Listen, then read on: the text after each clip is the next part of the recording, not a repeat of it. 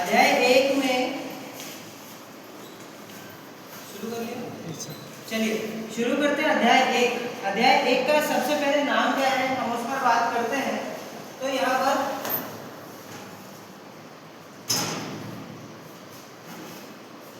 अध्याय 1 इसका नाम क्या है? वास्तविक संख्या।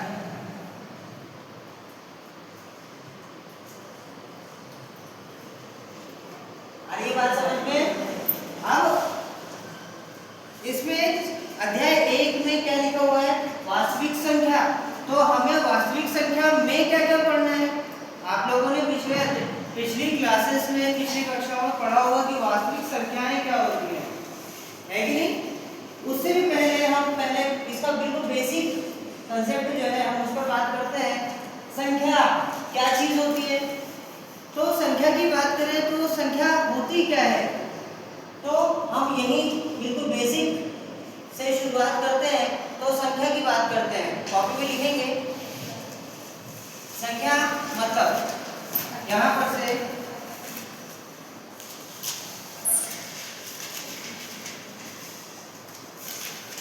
संख्या मतलब लिखेंगे वे, लिखेंगे वे प्रतीक चिन्ह प्रतीक जिन्हें हम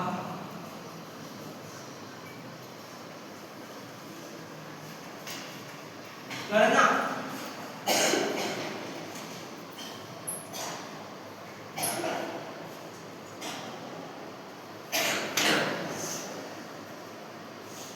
के लिए विशेष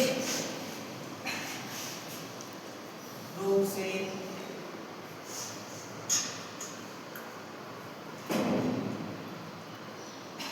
प्रयोग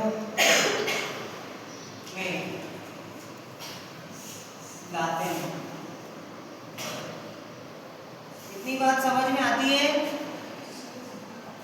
अगर नहीं समझ में आता है कहीं पर तो मुझे बताना, गड़बड़ नहीं करना।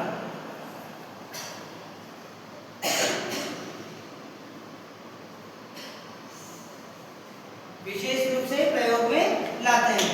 उदाहरण, तो उदाहरण के रूप में लिखेंगे 1 2 3 4, ठीक है। इसी प्रकार से शून्य। आ रहा है समझ में? चलो ये तो हो गई संख्या की बात, लिख लेंगे सभी जल्दी से। इसके बाद हम बात करेंगे अध्याय की। तो क्योंकि ये तो हो गई बेसिक बात, संख्याएं क्या होती हैं मैंने उस पर बात की। अब इसके बाद बात करेंगे वास्तविक संख्या, ठीक है, क्योंकि संख्याओं के प्रकार से ही संबंधित है। लेकिन संख्याओं के प्रकार में ये किस प्रकार की संख्या है हम उस पर चर्चा करेंगे, है ना? तो चलिए पहले लिख लीजिए, सभी लिखिएगा।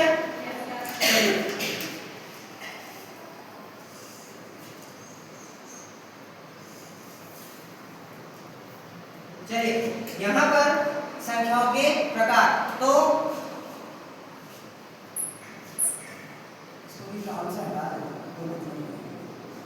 संख्याएं यहाँ पर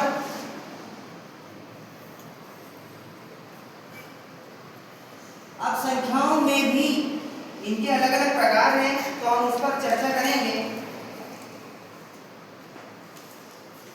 देखो संख्याएं दो प्रकार की होती है। कितने प्रकार की? दो प्रकार की। तो दो प्रकार में पहला प्रकार कौन सा है? तो वास्तविक संख्या। कौन सी है? वास्तविक संख्याएं, ठीक है। और दूसरा प्रकार है अवास्तविक संख्या।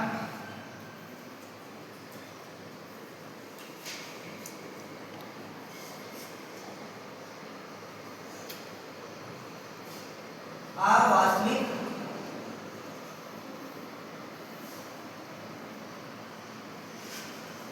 संख्याएं, है ना?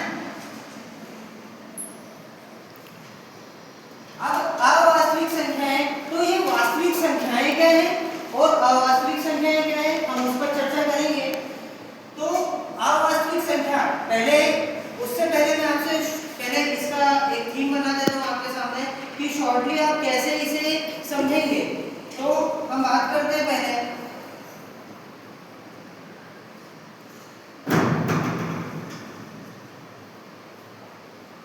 ध्यान देंगे तो यहाँ पर वास्तविक संख्या मतलब क्या, इसकी उदाहरण से समझ लेंगे। आपको उदाहरण समझोगे तो बहुत आसानी से समझ में आएगा। जैसे हम बात करते हैं यहाँ पर से, सबसे पहले जैसे मैंने बात की 1 2 3, ठीक है। इसी प्रकार से ऋण 1, ठीक है, ऋण 2 0, इस प्रकार की जितनी भी संख्या ये सब क्या है वास्तविक संख्या है, जो आपके वर्तमान में, ठीक है, या आपके दैनिक जीवन में काम आती है। समझ में आ रहा है कि नहीं? अब अवास्तविक का मतलब, अवास्तविक या दूसरा नाम इसका क्या है, या काल्पनिक संख्या है। क्या है? हाँ, तो काल्पनिक संख्या है ना।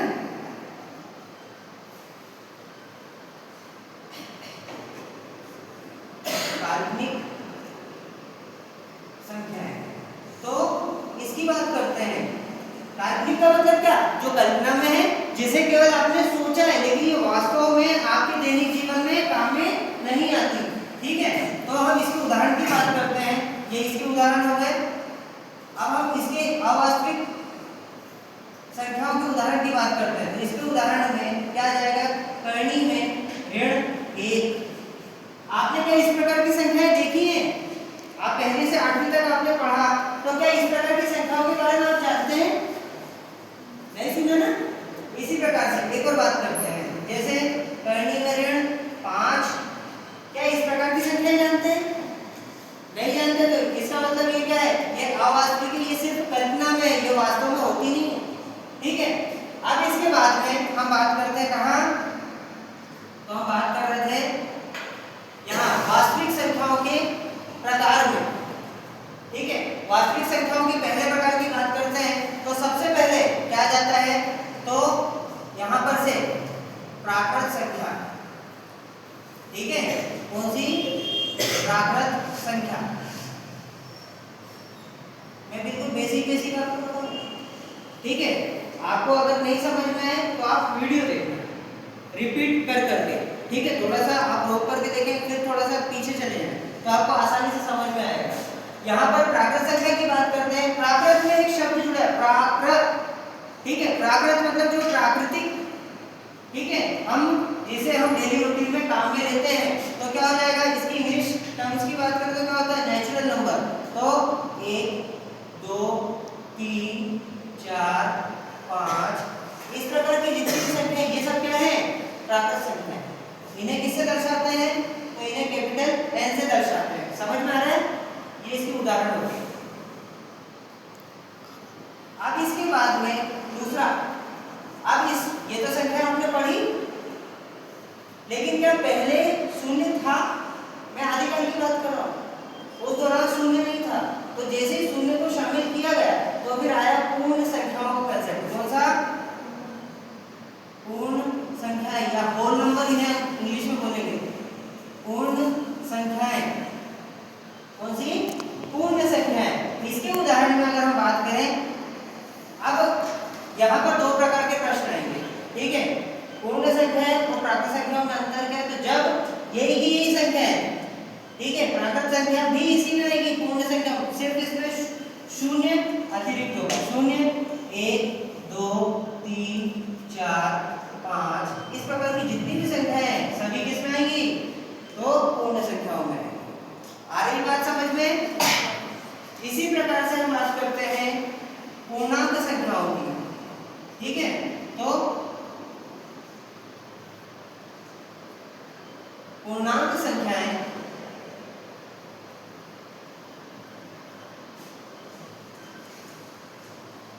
मतलब क्या? अब पूर्ण और पूर्णांक में क्या है, इसमें क्या है, पूर्ण अंक, मतलब यहाँ पर क्या होगा, यहाँ पर इसमें क्या था, सभी धनात्मक संख्याएं थी। अब इसमें क्या होगा, इसमें धनात्मक और ऋणात्मक दोनों आएंगी, और ये पूर्ण संख्या भी आएगी। तो क्या आ जाएगा इसका उदाहरण, ठीक है। ये कहां से कहां तक होती है, ऋण अनंत से शुरू होकर के ये ऋण 3, ऋण 2, ऋण 1, फिर 0, फिर 1, फिर 2, फिर 3 और ऐसे जाते जाते अनंत तक होती है। आ रही बात समझ में? इसको लिख लो, फिर मैं आगे आपको बताता हूँ।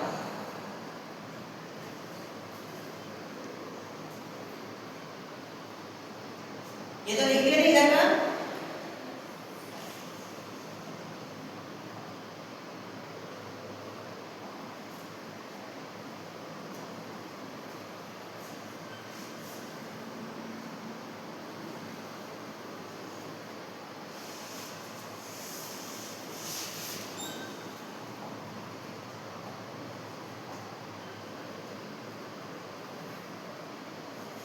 अब इसके बाद में ये जो लाइन है इसको आगे बढ़ा लेना थोड़ा सा।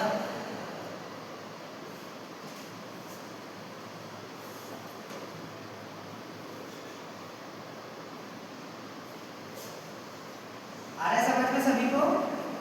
चलिए शुरुआत करते हैं। ये तो होगा 1 नंबर की, ठीक है। ये 2 नंबर की संख्या जो प्रकार है, ये 3 नंबर का प्रकार है। चौथा आपको जो सबसे काम का जो आपके अध्याय में है, इससे संबंधित 5-5 अंक के प्रश्न आते हैं, 4-4 अंक के प्रश्न आते हैं, 3-3 अंक के प्रश्न आते हैं। हम उस पर बात करते हैं। तो सबसे पहले हम बात करेंगे यहाँ पर, पहला जो है परिमेय संख्या है, ठीक है। तो अभी तो मैं आपको केवल शब्दों में बता रहा हूँ। तो यहाँ पर से परिमेय संख्या की बात करते हैं। परिमेय संख्या मतलब रेशनल नंबर्स। हाँ,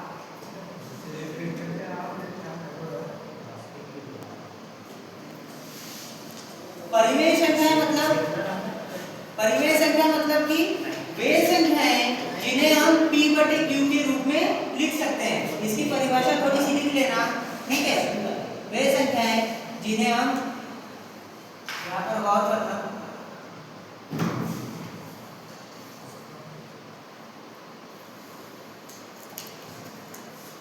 जिन्हें हम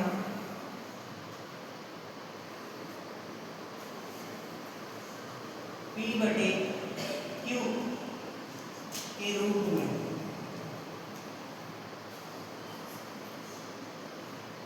लिख सकते हैं।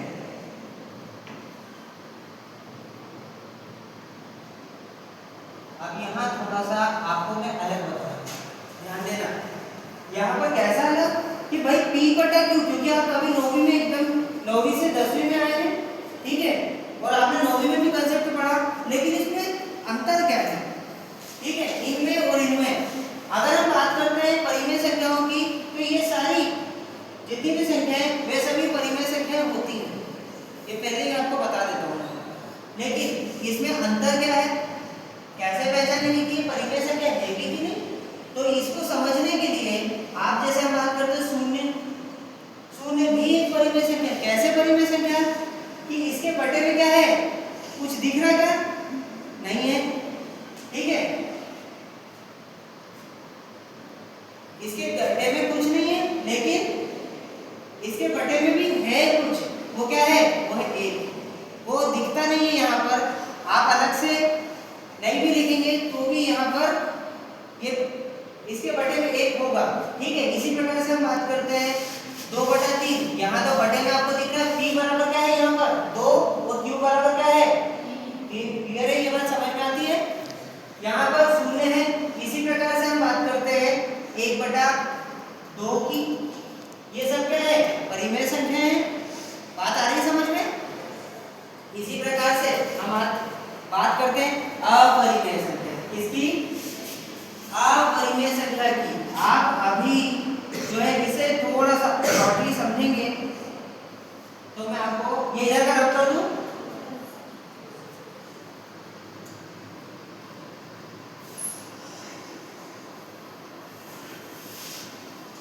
आपको लग रहा है जहां नहीं समझ में आ रहा है उसको रिपीट करके देखना, तो आपको आसानी से समझ में आएगा, ठीक है। ये होगा चौथे नंबर का। अब इसके बाद में हम बात करते हैं 5वें नंबर की कंसेप्ट की। तो यहाँ पर से एक हो जाएगा 5वां अपरिमेय संख्या। तो अपरिमेय संख्या क्योंकि परिमेय पद है, तो अपरिमेय संख्या कैसे बनाएंगे परिभाषा? तो ये आपको पूरा लिखना है। वे संख्याएं जिन्हें हम p/q के रूप में नहीं लिख सकते। क्लियर है? आ रही बात समझ में? तो जिन्हें हम p/q के रूप में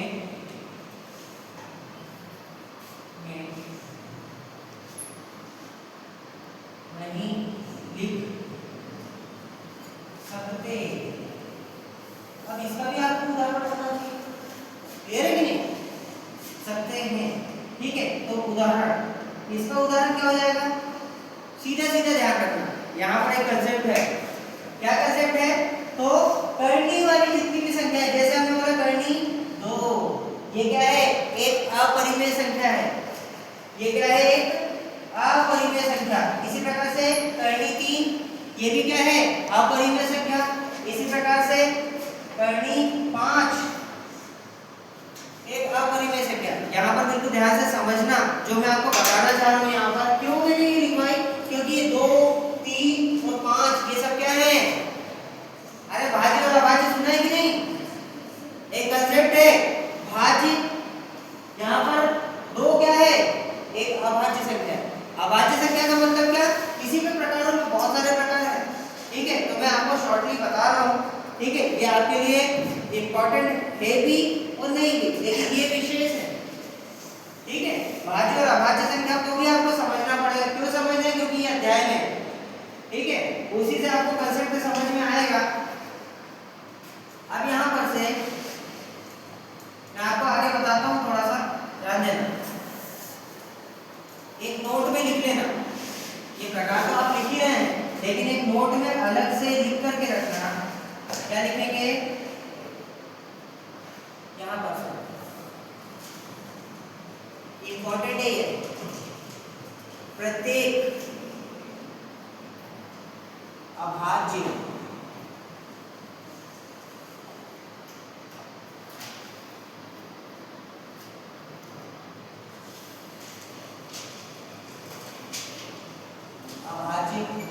संख्या का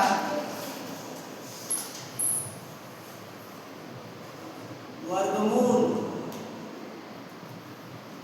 ये क्या है? ये वर्गमूल है कि नहीं? प्रत्येक अभाज्य संख्या का वर्गमूल एक अपरिमेय संख्या होता है।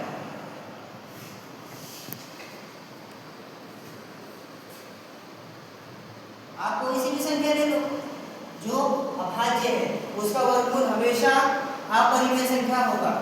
तो अपरिमेय संख्या होता है, ठीक है। आप कोई सी भी संख्या ले लो जो कि अभाज्य है, अगर आप उसका वर्गमूल करते हैं तो आपको मिलेगा यहाँ पर क्या परिणाम मिलेगा? अपरिमेय संख्या, ठीक है। चलो हम आगे बात करते हैं थोड़ा सा और। यहाँ पर करनी का मतलब क्या है? समझ में आ रहा है? हमने लिखा वर्गमूल। वर्गमूल मतलब यहाँ पर 2 करनी 2 बराबर, यहाँ पर 2 के ऊपर कितने की घात है?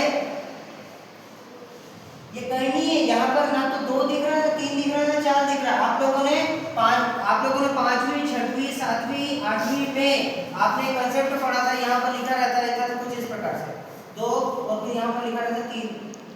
कितना देखा है? इस प्रकार से देखा ही नहीं संख्या में, देखा है ना? तो यहाँ पर इसका मतलब क्या है कि 2 के ऊपर कितने की घात? 1/3 की घात। क्लियर है? और यहाँ पर क्या है? यहाँ पर नहीं लगा, इसका मतलब कितने की घात? 1/2 की घात। ये कान में, ठीक है, कान में ये बात स्टोर करके रखना, क्योंकि ये बहुत काम की चीज है। अगर आपको ये समझ में आ जाता है तो आप जल्दी जाओ, ठीक है। चलो ये 2 कंसेप्ट हो गए। अब इसके बाद में हम कहाँ थे? परिमेय संख्या, अपरिमेय संख्या। अब इसके बाद में मैं अगली बात कर रहा हूँ भाज्य संख्या और अभाज्य संख्या, ठीक है। क्योंकि भाज्य संख्या और अभाज्य संख्या अगर आपने पढ़ ली तो उसके बाद में आपको सबसे ज्यादा काम आने वाली चीज है भाज्य संख्या किस लिए? क्योंकि इस अध्याय में आपको लघुत्तम समापवर्त निकालना पड़ेगा, ठीक है। और अभाज्य संख्या किस लिए? अगर आपको अभाज्य संख्या के बारे में पता है तो लघुत्तम समापवर्त और महत्तम समापवर्त निकालने में आसानी रहेगी। बात समझ में आ रही है क्या? तो इसलिए इसको पढ़ लो तो फायदे में रहो। चलिए इसको रख कर दो।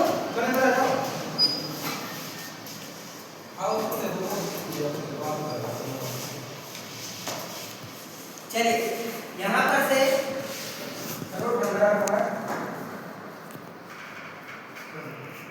चलिए यहाँ पर ध्यान देंगे, हम बात करते हैं भाज्य संख्या। ये कौन सा? 5वें नंबर का, उसके बाद में 6ठे नंबर का भाज्य संख्या,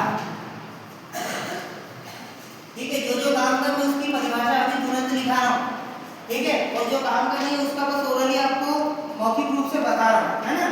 तो यहाँ पर ध्यान देंगे भाज्य संख्या, ठीक है। भाज्य संख्या मतलब क्या? तो वे संख्याएं लिखेंगे, वे जिन्हें या जिनमें, बिल्कुल सरल भाषा में लिखा है, जिनमें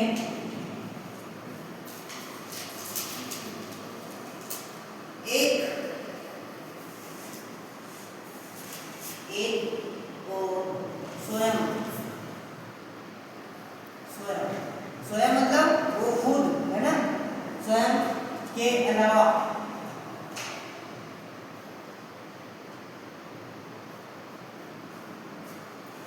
ठीक है, कम से कम किसी भी एक संख्या से, या वे जिनमें एक को स्वयं के अलावा, ठीक है, उस संख्या से छोटी, ठीक है, उस संख्या से छोटी किसी भी एक संख्या से, किसी भी एक संख्या, कम से कम बोलो, कम से कम एक, मतलब उससे ज्यादा भी हो सकती है, ठीक है। कम से कम किसी भी एक संख्या, किसी भी एक संख्या से भाग जा सकता हो,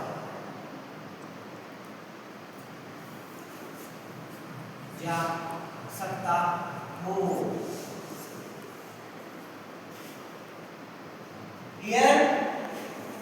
भाज्य संख्याएं कहलाती हैं, ठीक है। इसके उदाहरण की बात करते हैं, आपको बिल्कुल क्लियर और बिल्कुल साफ सुथरे शब्दों में समझ में आएगा, ठीक है।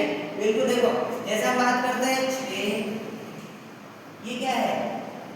एक भाज्य संख्या है। कैसे भाज्य संख्या है? क्योंकि अगर आप इसे देखें तो इसमें किस किस से भाग जाता है? देखो पहले तो इसमें 2 का भाग जा रहा है कि नहीं? पहले तो चलो उल्टा चलता है, 1 से भाग जा रहा है कि नहीं? जा रहा है ना, 1 से भाग चला जाएगा, और 6 से भी भाग जा रहा है। किससे? 1 से भी जा रहा है और 6 से भी जा रहा है, ठीक है। मतलब ये 2 संख्या तो होगी। इसके अलावा ये 1 और ये स्वयं होगी।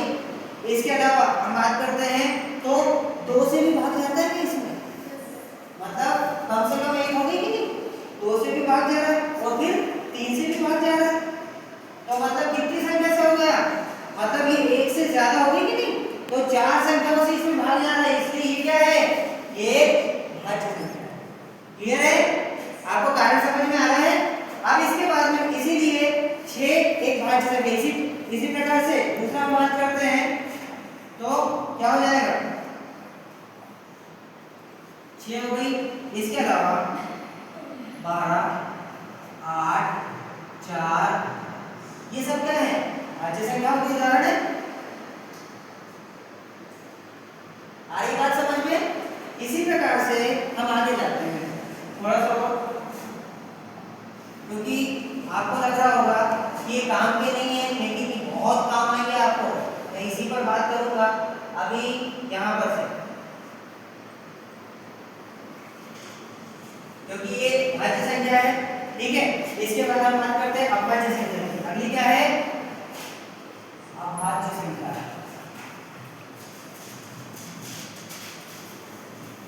ये मोस्ट इंपॉर्टेंट है, ठीक है।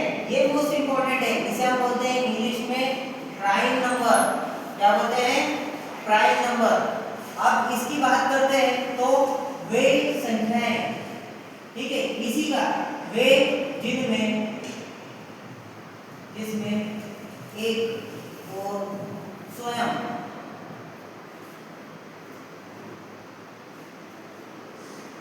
के अलावा किसी भी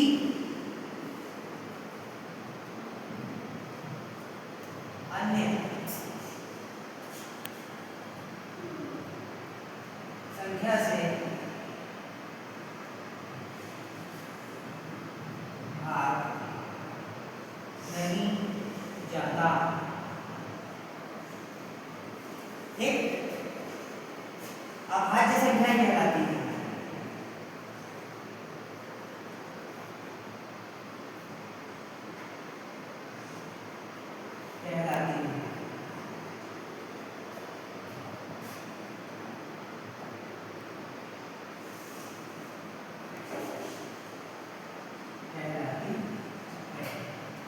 अब इसमें एक प्रश्न बनता है, ध्यान से सुनना। आपको लघुत्तम समापवर्त और महत्तम समापवर्त निकालने के बहुत ज्यादा काम का है, ये जो आपको बताने जा रहा हूँ, ठीक है।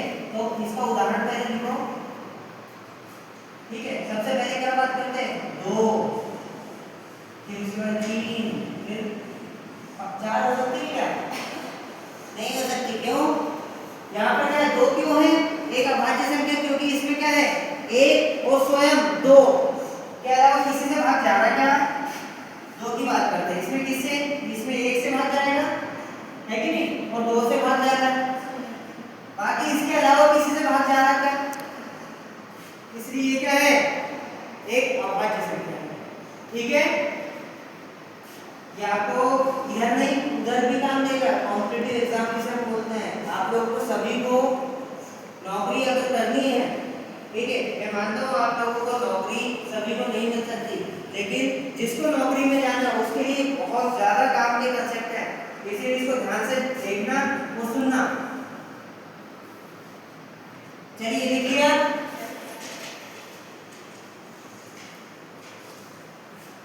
अब बात करते हैं आगे। तो अभाज्य संख्याओं पर मैंने कहा था आपसे कि अभाज्य संख्याएं, क्योंकि इसमें एक प्रश्न बनेगा, सबसे छोटी एक अभाज्य संख्या, तो यहां पर नोट में लिखेंगे।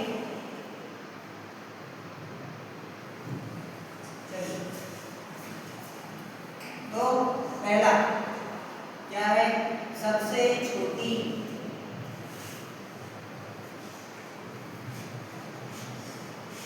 अभाज्य संख्या कौन सी है? अरे सबसे छोटी अभाज्य संख्या कौन है? 2। क्या है? 2। क्लियर? आ रहा समझ में? चलो,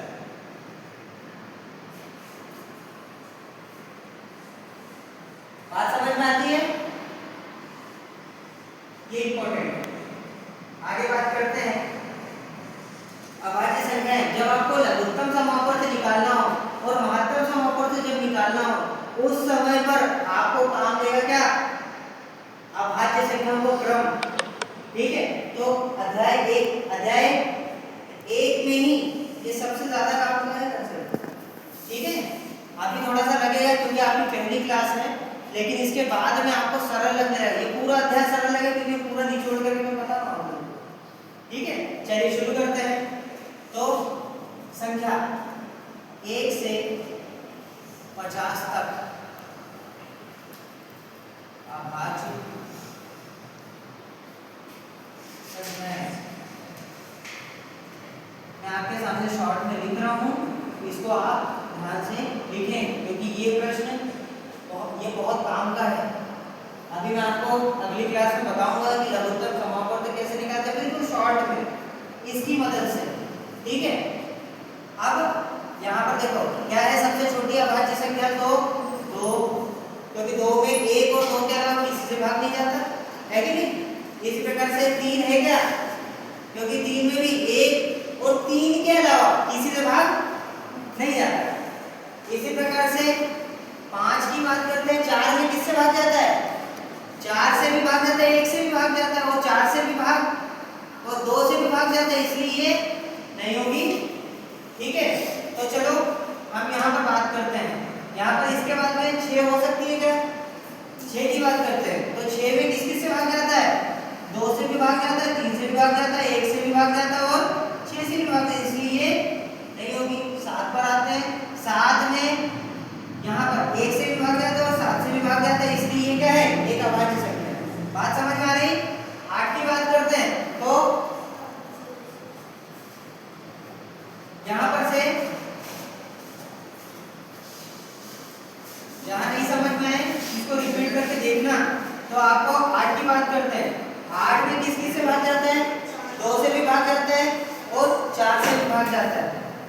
ठीक है, और 8 से भी जाता है और 1 से भी जाता है, इसलिए ये क्या है? एक भाज्य संख्या है। क्लियर है? 9 से बात करते हैं। 9 में 3 का भी और 9 का भी भाग जाता है और 1 का भी भाग जाता है, इसलिए ये भी नहीं। इसी प्रकार से बात करते हैं 10 की। 10 में 2 और 5 दोनों से भाग जाता है। देखो मैं ज्यादा लंबा वीडियो नहीं करना चाहता, इसलिए आपको शॉर्ट में आगे बता देता हूँ मैं। तो इसके बाद में सीधा क्या आएगा? 11, फिर 13, फिर 17, ठीक है, फिर 19, ठीक है। इसी प्रकार से 21 नहीं होगा, 22 नहीं होगा, 23 होगा। क्लियर है? आ रही बात समझ में? क्या होगा? 23, तो 23 हो गया। फिर 24 नहीं होगा, 25 नहीं होगा, 26 नहीं होगा, 27 नहीं होगा, 28 नहीं होगा, सीधा क्या होगा? 29। फिर क्या होगा? 30 नहीं हो सकता, 31 होगा। ठीक है, 32 नहीं हो सकता, 33 नहीं हो सकता, 34 नहीं हो सकता, 35 नहीं हो सकता, 36, 37 होगा। ठीक है, 37 के बाद में 38 नहीं, 39 नहीं, 40 नहीं, क्या होगा? 41। ठीक है, 42, 43, तो 42 में भी नहीं होगा। ठीक है, 43 यहाँ पर 43 होगा। 44, 45, 46 और एक 47। ठीक है, अब इसके अलावा कोई सी भी संख्याएं नहीं होगी। तो लिख लेते हैं कितनी हो रही है? 1, 2, 3, 4, 5, 6, 7, 8, 9, 10, 11, 12, 13, 14, 15। टोटल कितनी संख्याएं हैं? तो यहाँ से प्रश्न देखो कैसे बनता है। 1 से 50 तक कुल अभाज्य संख्याएं होंगी कितनी? 15। ठीक है, इसी प्रकार से यहाँ पर 1 अंक वाली सबसे छोटी अभाज्य संख्या कौन सी? 2। आ रही बात समझ में? चलो ये पूरा हो गया आपका लगभग। ठीक है, अब मैं आपको अगली क्लास में बताऊंगा बेटा। कारण ये कि बिना आपके इतना समझे काम नहीं बनना। इस चैप्टर को पी जाओ सिर्फ इतना सा पढ़कर। जब आपने इतना कर लिया